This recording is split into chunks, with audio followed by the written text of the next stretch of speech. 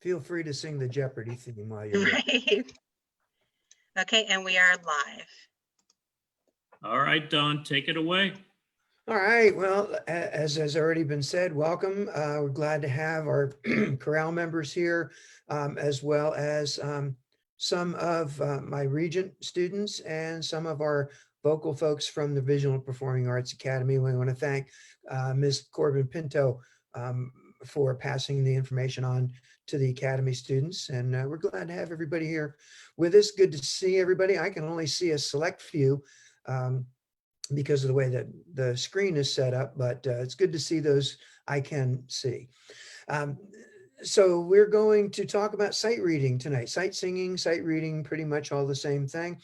The time is 7:07. Thank you very much. My clock was just talking to me. Sight singing really is the first step toward music literacy. That gives us the ability to break the code that is music that, if you don't read music, is a relatively confusing idea. So I'm going to share my screen for a minute. Let's see if we can make this work. This is our first attempt at this technology sort of thing. The time is 7:08. Yes, it is. So here's what we're talking about.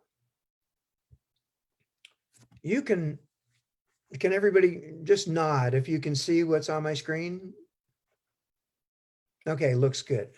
For most everybody, this should be pretty clear. You're able to break that code basically because you know the foundation of the code, which is the alphabet, and the alphabet can be put together in a number of different combinations. Some of them we understand, some of them we don't. So for instance, if we go here, it's the same alphabet.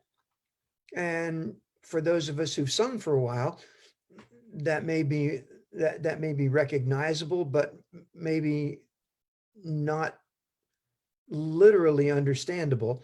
That's Latin. Again, the same basic alphabet, and here's German. And again, if you understand the way that code is put together, then you can read that. One more of those, and we have French. Again, for the most part, the same alphabet. If you understand how to break that part of the code with the alphabet, you can understand what's being said there. Then we get to number 5. And it's basically the same idea. You're looking at a code. And if you understand the basics behind that code, then what you're looking at makes total sense. If you don't have a grasp of the basics of that code, then that may be a mystery. And the idea tonight is that we're going to try to break down some of that mystery and make it a little bit clearer and easier to understand, so that when you open a piece of music, it's not just, as this may be right here, that's not just a bunch of spots on some lines and spaces. Okay, so we're going to be using a website called sightreadingfactory.com, and I've got to find out which one I want to bring up first. Not that one. There, we'll bring that up. Okay. And just again, an introduction of what we're doing. You'll notice that there are some notes, there are some syllables, there are some symbols, and we'll talk a little bit about each one of those. The syllables that you're looking at fall under a system called solfege. The time is 7:10. Hang on a second, I need to turn my sound off on my clock. There we go. Solfege goes back to actually pre-Renaissance. It goes back to the 1200, 1300, when this idea was first developed.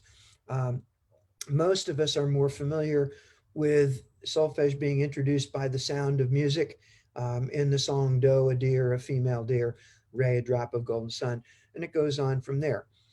What solfege allows you to do is set a particular pattern of notes along a particular pattern of intervals that go along with notes that allow you to sing or hear those sounds in your head.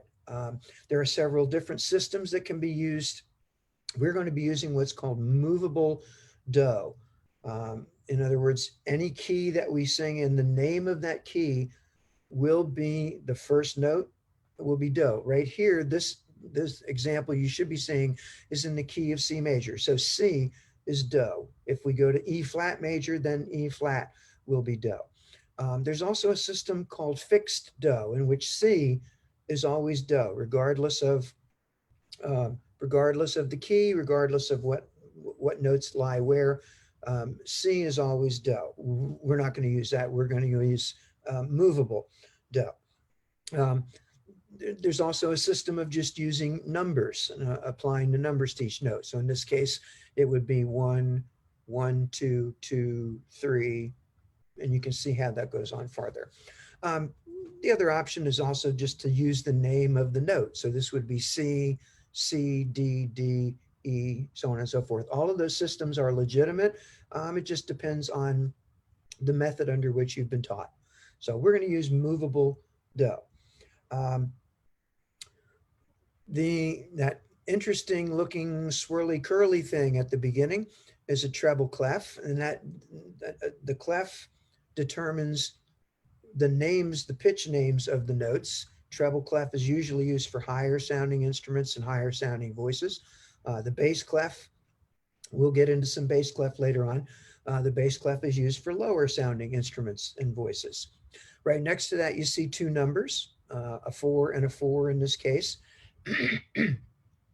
The top number of a time signature will always tell you how many beats there are in each measure. And if the question is, well, what's a measure? If you just follow that example along, you'll see that there's a number 2 in a line, and a number 3 in a line, and a number 4 in a line. Each one of those boxes that contains the notes is a measure. And that top number will tell you how many beats go into each measure, not how many notes. Some people get that confused. It's not how many notes, it's how many beats. The bottom number will tell you which kind of note is worth 1 beat. In this case, we're talking simple math or fractions. So the fraction with a 4 on the bottom is a fourth or a quarter. So in this time signature, a quarter note, and a quarter note is the filled in circle with the stem. So the second note in the example is a quarter note. The quarter note gets 1 beat, and then we can just apply regular math to it. If a quarter note gets 1 beat, a half note gets 2 beats. And a half note, example of a half note, is the very first note in the exercise, open circle with the stem. So the quarter note would get 1, the half note would get 2, the whole note, and the last note in the exercise is a whole note, would get 4 beats.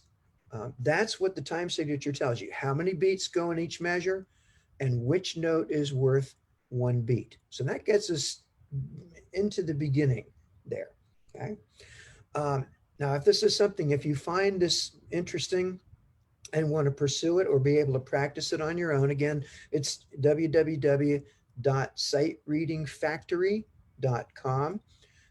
You can purchase your own account. I believe it's $39 for an entire year, no limits, and you can set up your own account. And as we go through it, you'll see that it can be simple. It can be as difficult as you want to make it. It's a great help for musicians of any age, of any stature, of any experience level. It's always great to be able to practice sight singing. So I'm going to make, well, no, I don't have to make it smaller. You notice this first example, I've chosen soprano. We are at Sight Reading Factory difficulty level 1. That's the simplest level. I would make it easier if I could, but I can't. So we're there. You'll notice down here, there's a little icon of a tuning fork. You click on that and it will give you the feel for the key that we're singing in. Okay. Next to that, you have a metronome that'll keep a beat for you. I'm assuming you all can hear these. Next to that is the tempo setting. I have it set at 50 beats per minute. I can put it faster. And then you click that and you notice that's moving a little bit faster. We'll go back to 50. Yeah, stop. And then we go in here. We can do full screen. The number of measures in the example. Annotations refers to the solfege. I can take those out, although I'd have to restart the exercise. So we'll do that right now. We can subdivide the metronome beat so it's 1 and 2 and. You just heard the tonic arpeggio and a block chord in the da da da da da da dum chunk.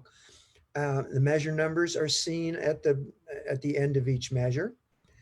We probably won't do any minor scales tonight, but I have it set to go to natural minor if that's the case. You can print, you can use keyboard shortcuts or a bug report. Okay, so those are all the tools in there. So here's how we're going to do this for starters. As I said, you'll see we're at soprano. Obviously, sing in that key, or men, take it down an octave if that's more comfortable. What I'm going to do is give you the first, we'll play this so everybody gets the first note. Okay. Then we'll start the metronome. And I will give you a count of 4, and then go ahead and sing through this exercise to the best of your ability. After that, what I'll do is play the exercise and you can sing along with it to see how well you did. Okay, so here we go. Here's the key. And the first note's right there or down there. Here's the metronome. Here's your count. 1, 2, ready, sing.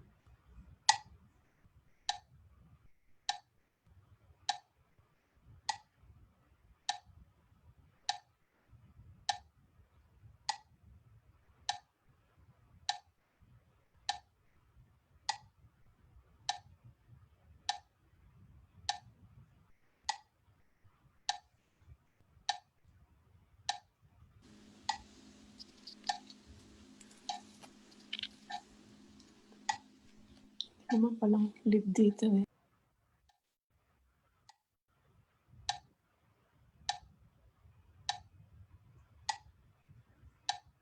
And that's the end. Everybody nailed it, right? All right. Here's what it should sound like. Go ahead and sing along as it plays. Here's the key one more time. Here we go.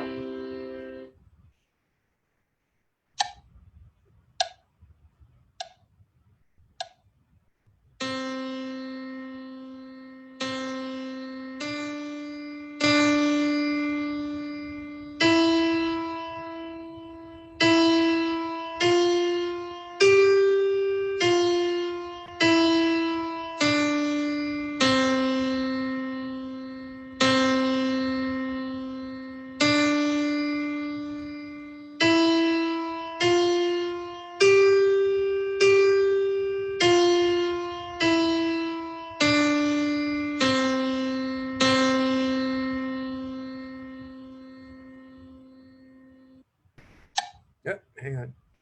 All right, did that sound like it sounded when you sang it? And we'll hope that it did. Okay, very good. So let's move on to another one. That was soprano. Let's go to alto. Okay. Now you notice, still sight reading factory 1. Nice, easy level, still at 50 beats per minute. We still have the solfege. That will go away after a while, but we'll keep it in there for now. So we'll do the same thing that we just did. I'll give you the first key and the metronome will give you 4 beats. Go ahead and sing it through and then we'll play it and see how much success we had. Here's the key.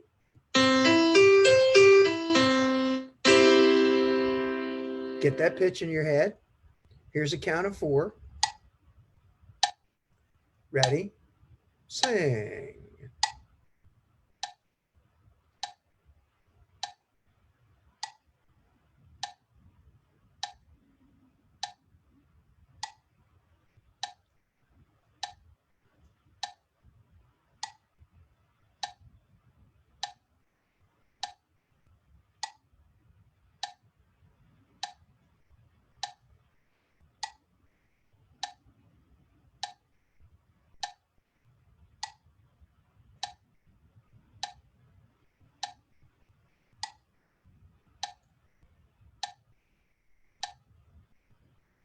Okay. All right. I'm going to play it. Go ahead and sing along with the piano. See if it feels like you think it should. Here's the Here's the pitch again. Do, do. Here we go.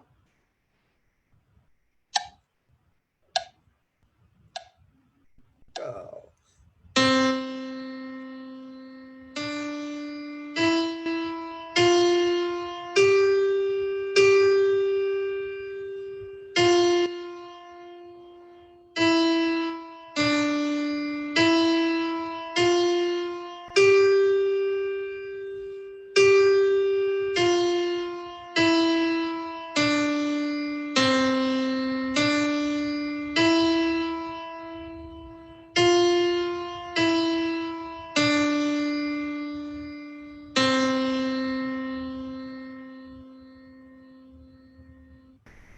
Cool. Very good. Very good indeed. I like it.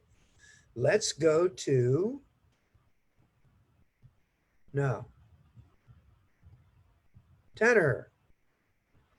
Now you notice there's one little change here. The treble clef still looks the same over here, except there's an 8 underneath it. Tenors are used to seeing that.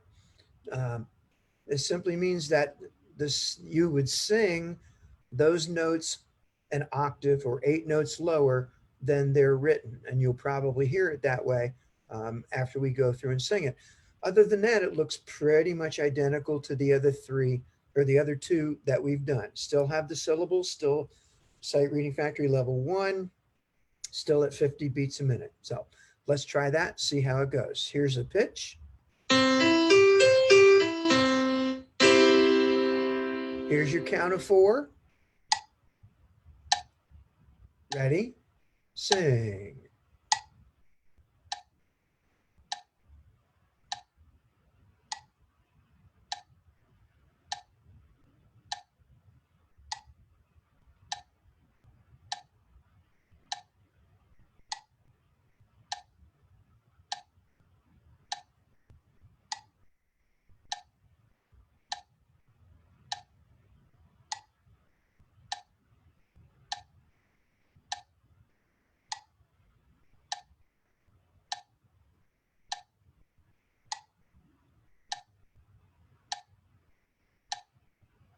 Okay.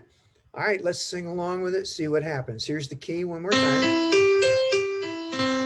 Do, do. Here we go. 2, ready, go.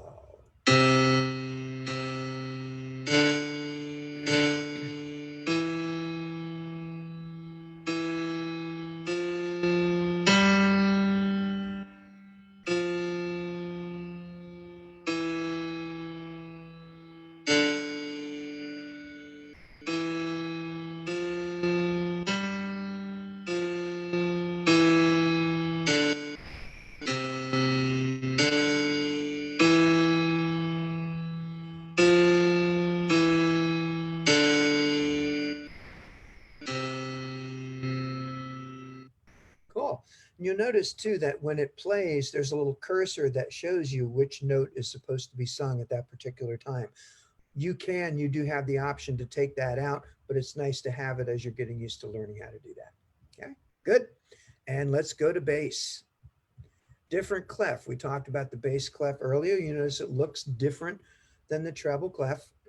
This indicates that we're either singing low or playing low. The syllables still remain the same. It's still do, re, mi, fa, sol, la, ti, do, although you'll notice that the spots where the notes are showing up are different than in the treble clef.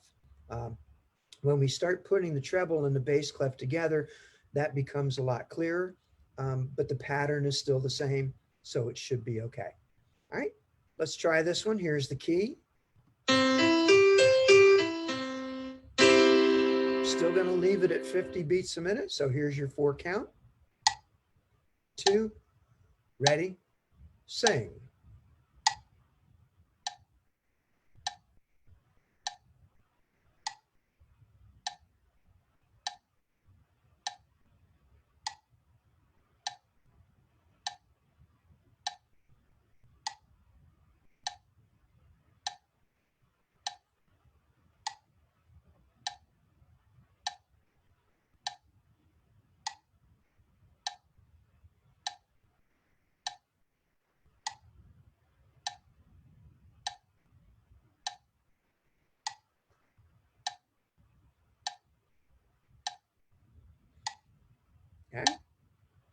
Let's stop that. There we go. Okay. Hopefully it's going to sound like you think it's going to sound. Let's try and sing it with the keyboard. Here's your pitch one more time. Again, as before, do, do. Here we go. Ready? Go.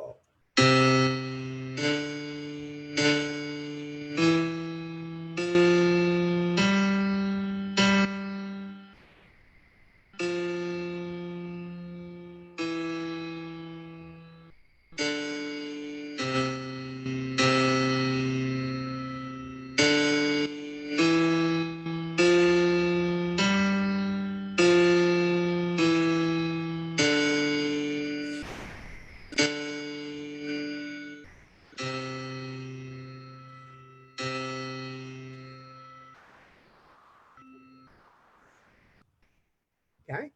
Again, I hope it sounded like you think in your head it was supposed to sound. Very good. We're going to go back to tenor for a minute and try something. Okay. We're going to leave it right here. We'll leave it at Sight Reading Factory level 1. We're going to leave it in the key of C, but just to give you a little challenge, we're going to take out the solfege and see how that works. There's a new exercise. The notes are all still there. You notice the only thing that's different is that the solfege has disappeared. So same thing, try it, and then we'll play it and see what happens. Here's your pitch. First note is still do. Do, do. 2, ready, go.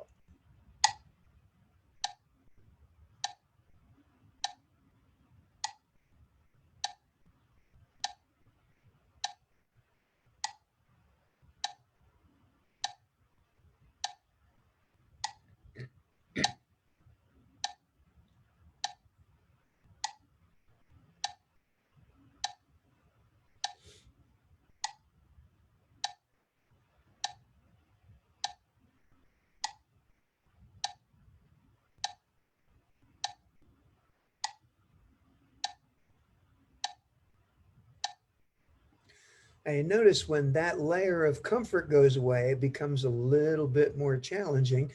Level 1, not too bad, but as we go to level 2, level 3, level 4, and that solfege isn't there, that security blanket does cause a little bit of concern sometimes.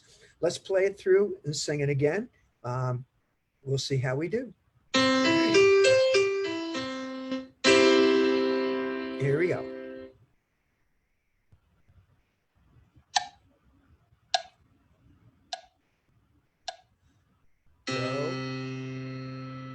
Do, re, re, mi,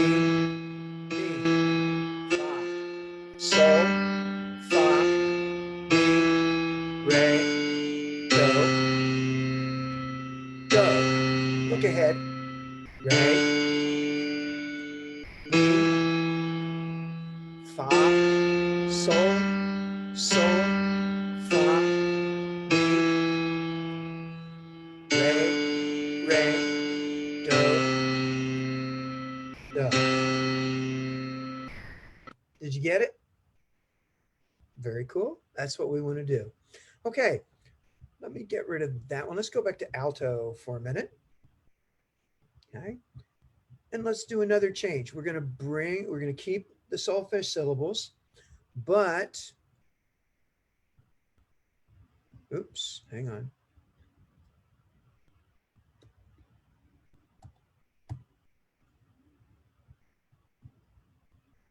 There. But we're going to change key. Okay. And we're going to go to the key of, not D flat. Let's not go there yet. D major. Now you'll notice that do is now in a different place, whereas before do was on middle C. Now that we've changed key, again, when this goes back to our movable do system, whatever key we're in, that note is do. So D, right here, D is now do. You notice that we've added something there as well. That's the key signature. Sometimes key signatures freak people out. There's really no reason for that. The key signature is really nothing more than a reflection of what scale that the song is based on. So this exercise is based on the scale of D major. And when you follow the pattern of whole steps and half steps to create a major scale, you end up having some accidentals in there. We'll not go into that. You can check theory. It'll sound the same as C major. It'll sound just a little bit higher, but the pattern is exactly the same. Okay. So solfege is back. We'll keep it at 50. Here's your key. See, a little bit higher.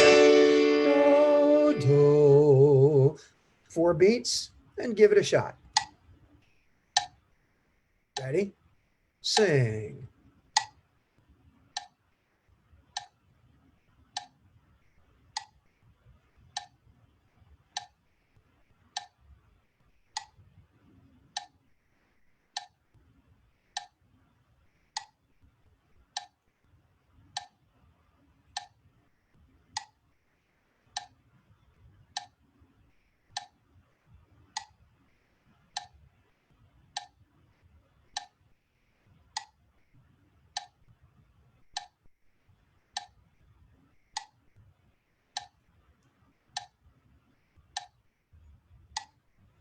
Cool. Time out. There we go. All right.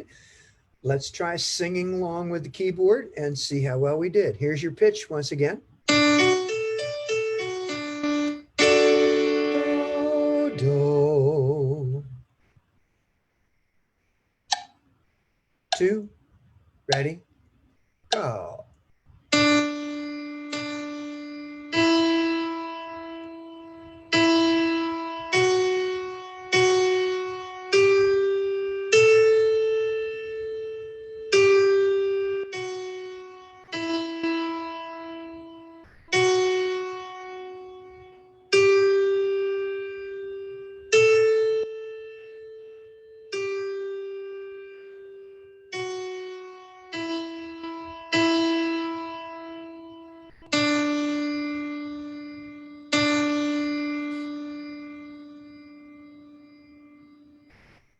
Okay, I'm going to back up just a minute. I'm going to play that again. Don't sing it this time, but you remember at the beginning when we talked about time signatures, we were talking about 4 beats in a measure and the quarter note gets 1 beat. If the quarter note gets 1 beat, the half note gets 2 beats.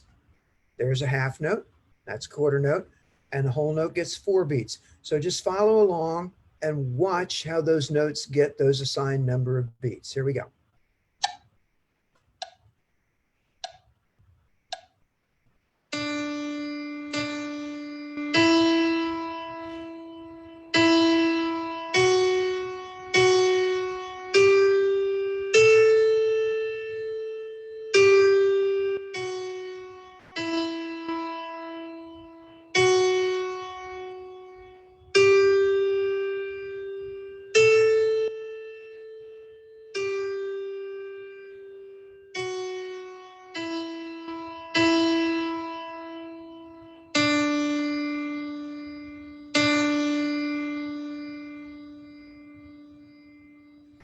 And so that's how there's 2 elements to reading music. Pitch, which we've been doing. Well, we've been doing both pitch and rhythm. The pitch is the notes, the rhythm is beats. And those both have to play together for us to successfully sight sing. So we're going to stay with alto, but I got to make it small again. Hang on. There. Let's make it a little more challenging. Let's go to sight reading factory level 2 for a second. We'll keep it in D major. We'll keep the solfege. Okay. Now you notice there's some things we haven't seen before. Here's a T. We haven't had T before, so that's a note that sits below Do. And then you notice there's a rest, quarter rest. The only difference between a quarter rest and a quarter note is that the rest gets its beat in silence. Notes get their beats in sound, rests get their beats in silence. The other difference is this dotted half note. Sometime I think composers like coming up with things just to mess with our minds. This may be one of those. When you see a note with a dot next to it, not above it or below it, but a dot next to it, you're going to increase the value of the note by half its value. Not by half, but by half its value. So in 4/4 time, we remember that the quarter note gets 1 beat, the half note gets 2 beats. So if we have a dotted half note, the half note gets 2 beats, half that value is 1, 2 plus 1 is 3, and that quarter rest is worth 1 beat. 3 plus 1 is 4, so we have the right number of beats. Okay, I think, no, one other difference. We have some jumps. We haven't had jumps before. Everything else was stepwise. You notice here's a do, mi. They're skipping re. Do to mi. Here's a jump from sol down to mi. Here's a jump down from mi to do. So watch out for those. This level, obviously level 2, a little bit trickier. Still have the solfege. We're going to take that away next. But give it a shot this way. Okay. Here's your key.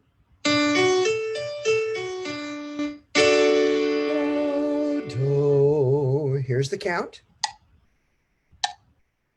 Ready, sing.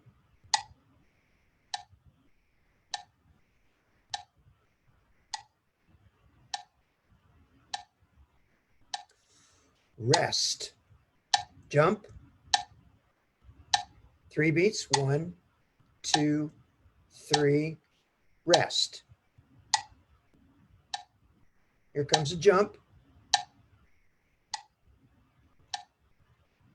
Another jump, but it's taking you down home. Rest. And rest, rest. This is a quarter note, or quarter rest rather. And as I said, 1 beat of silence. This is a half rest, 2 beats of silence. So the half note gets 2 beats of sound. The half rest gets 2 beats of silence. Again, 2 plus 2 is 4. It still works out. Okay. Let's sing along with the piano, see what happens. And here we go. Ready?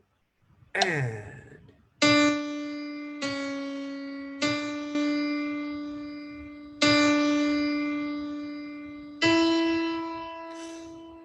rest.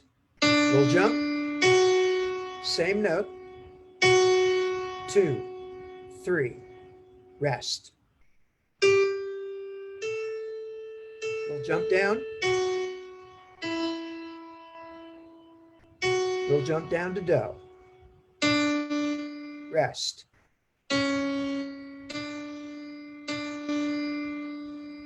Rest, rest. We need to count those rests at the end because they are just as important as the notes are.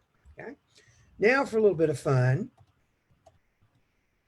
let's take out the solfege. Not any harder, not changing key. We've just taken the solfege away. Okay. Now you will notice here, they've added something new in us again, la. We haven't dealt with la yet. It's just another step up the scale, not a problem. They're giving you 2 of those. There's a rest, rest, half rest in the middle this time, dotted half note, still going to get 3 beats. Little jump here. That should about do it. Okay, so here's the pitch. Here's your count of 4, 2, ready, sing.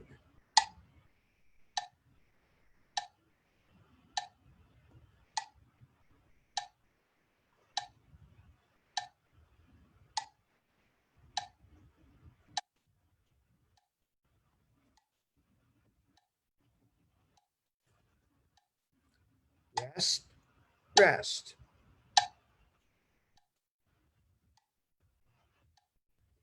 Rest, little jump.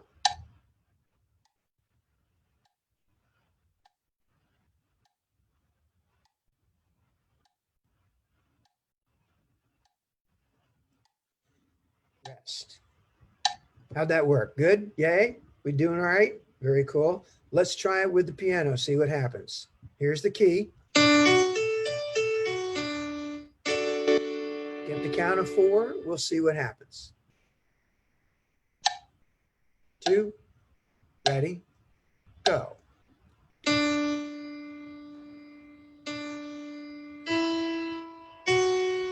Rest.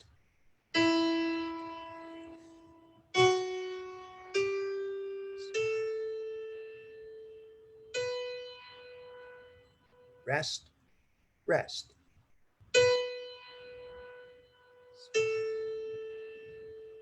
Rest.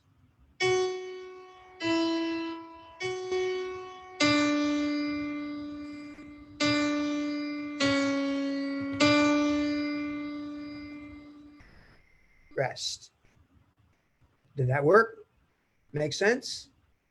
All right, very cool. Again, this is where we start. We're going to try one more thing. I think it's almost question and answer time, but let's go on and play a little bit more. Hang on. Let's go to soprano, actually. Is that soprano? Yeah, there we are, soprano. Okay.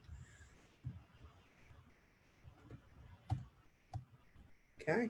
We're going to actually take it to sight reading factory level 3. We'll see what differences they make. We're going to go to a new key. We'll go to E flat major. Now you noticed before D major had those little hashtaggy things at the beginning, the sharp sign. E flat has flat signs because it's based on a flat scale. Again, we're not going to dig into that a whole lot, but again, you'll notice that Do has moved. It's on the first line of the staff now. The pattern will stay the same. A couple of changes that they've hit us with in this level. A dotted quarter note, just like a dotted half note, and here's a dotted half note. Remember, that still gets 3 beats. We're going to do the same thing here. A quarter note gets 1 beat. The dot means we're going to add half the value. Well, half of 1 is a half. So the dotted quarter is worth 1 1/2. The next note is an 8th note. It's going to get a half of a beat. So 1 1/2 plus a half is 2 beats. These are also 8th notes. They'll each get a half a beat. Same here. Okay.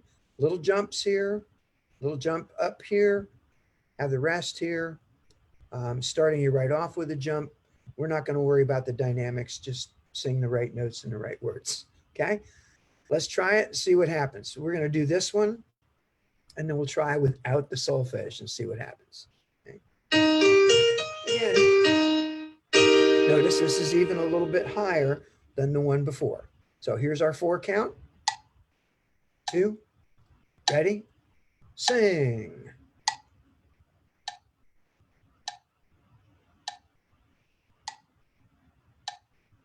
One and a, sol.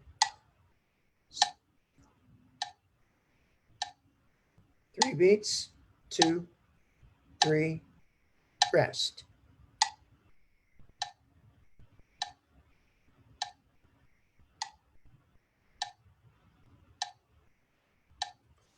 Rest.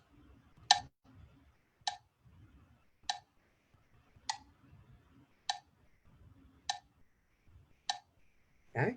Again, a little trickier than level 1, a little trickier than level 2, but that's how, they get more difficult as you go on through there. Let's try and sing it along with the keyboard. Here we go. 2, ready, go. Little jump to me. Jump to sol and 8th notes. 2 beats. 3 beats. 2, 3, rest. Jump. Jump. Another jump. Jumping back down, rest.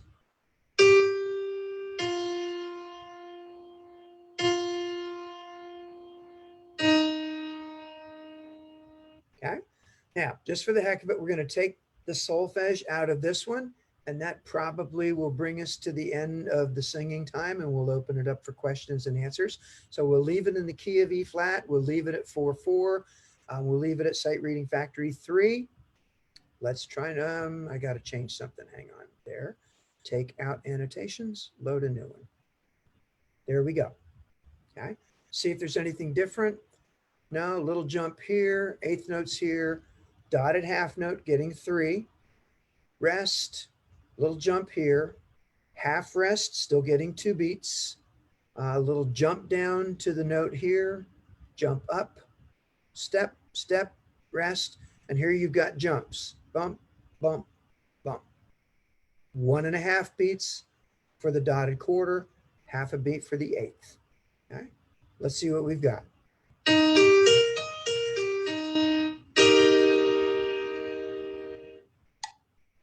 2, ready, go.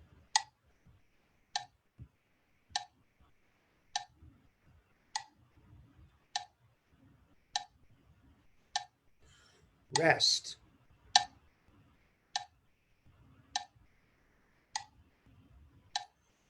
Rest, rest.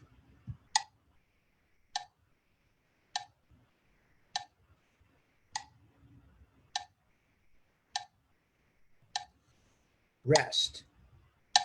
1.5 and done.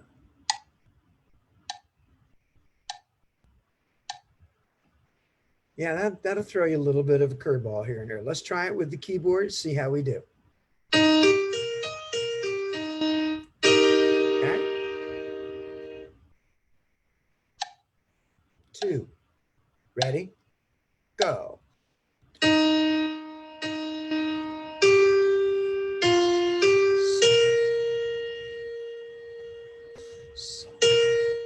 Rest.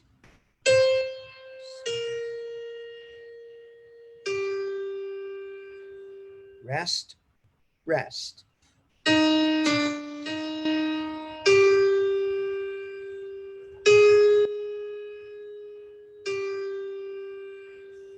Rest.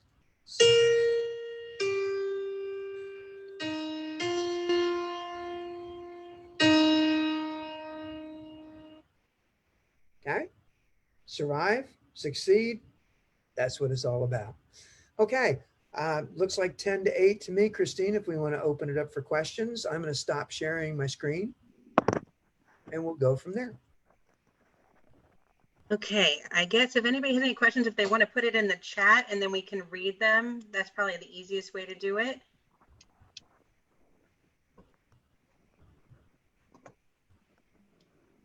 And you la la la. Say again. Oh, I just said if anyone had any questions, they could put it in the chat.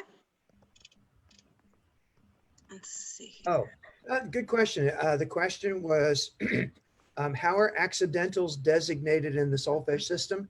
What we were doing tonight is called diatonic sight singing. Every note that we sang fell within the key signature or was based on the D major scale or the E flat major scale or the C major scale.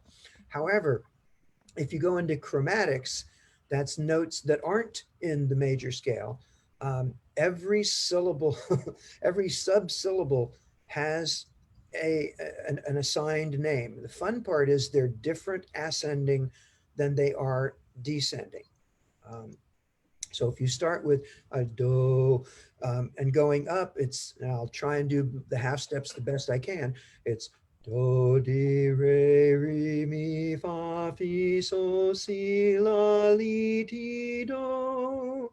Down, do, ti, te, la, le, so, fi, fa, mi, me, re, ra, do. That's really a challenge getting into chromatic sight singing. Somebody says, can you la la la? Yeah. The only problem that I have run into with somebody doing la la la is when you're doing solfege or numbers, whether it's, solfege, whether it's fixed do or movable do or numbers or pitch names, if you get lost, you have a little bit of a roadmap as to where you are. If it's la, la, la, there's no real landmark. There's no real point where you can go back and say, okay, it was this one. However, when I was teaching at Salem, I know I had one young man, if I made him do solfege, he could not do it. He could not sight sing. If I let him sing la, la, la, he would nail it every time. And it just came up to all state time. And I said, you go in there and la, la, la, your little heart out. And he went in and la, la, la, his little heart out and made all state choir singing la, la, la. So yes, if it works for you, la, la, la is good. Somebody asks, how is the solfege system useful?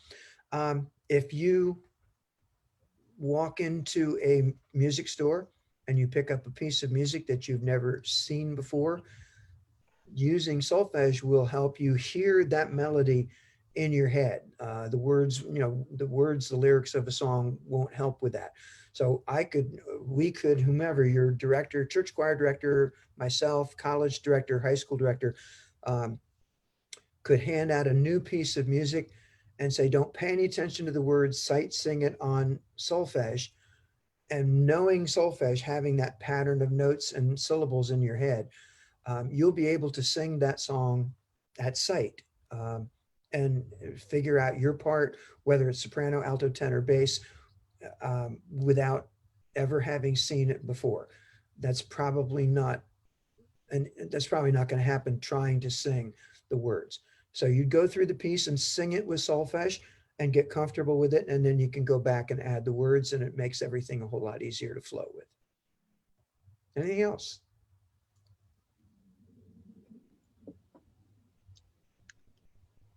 I don't see any more questions on my end. Nor do I hear. So I will, I guess, I thank everybody for coming. Oh, wait. I see a wait in chat. One more.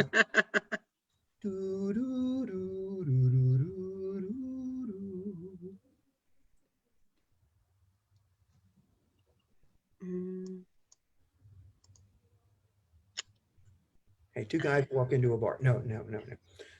Is there an easy way to memorize solfege? Do it.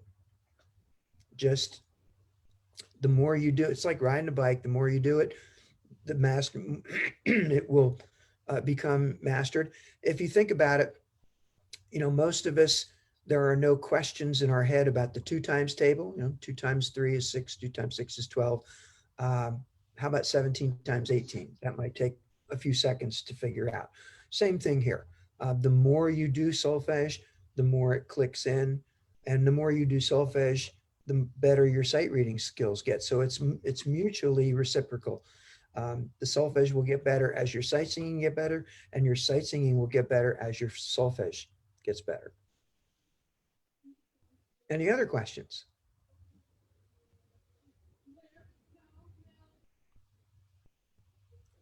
I think that's about it. Thought I heard somebody saying something.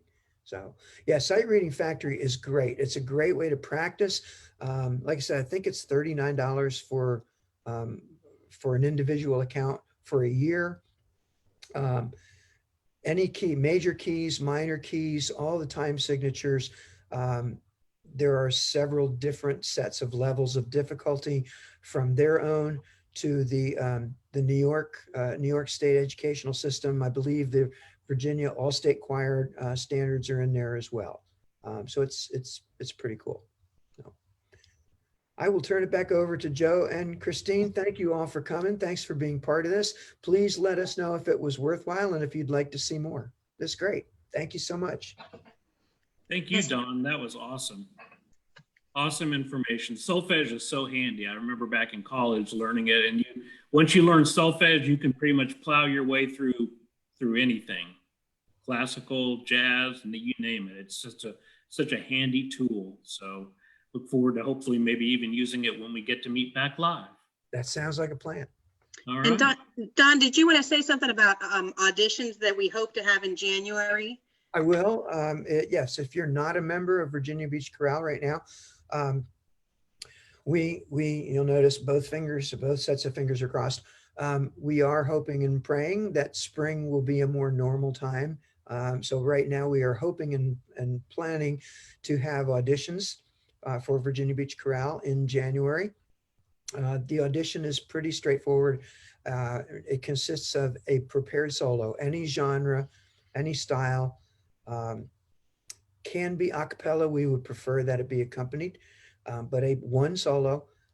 We've had folks come in and sing hymns, Broadway songs, folk songs, you name it. There's also a little range test just to see how high and how low your voice goes. And conveniently, one little exercise of sight reading. The sight reading is not a deal breaker, just gives us an idea of where everybody's music literacy rate lies. Thank you, Don. We hope to see everybody on auditions who's not currently a member. And we look forward to the time when we can come together and do this in person. Did you have anything else, Joe? No, I think you said it. I'm like Don. I've got my fingers crossed and my toes. Well, thank you, everybody, for being with us tonight. And we'll let you know about the next one. Thank you, Don. Oh, thank you. My pleasure. See you all. Have a great night, all. Bye-bye. Christine, I wanted